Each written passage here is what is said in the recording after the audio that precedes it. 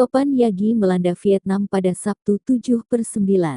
Menurut pakar cuaca, dengan kecepatan angin lebih dari 149 km per jam, Topan Yagi menjadi topan paling kuat yang melanda Vietnam Utara dalam 30 tahun.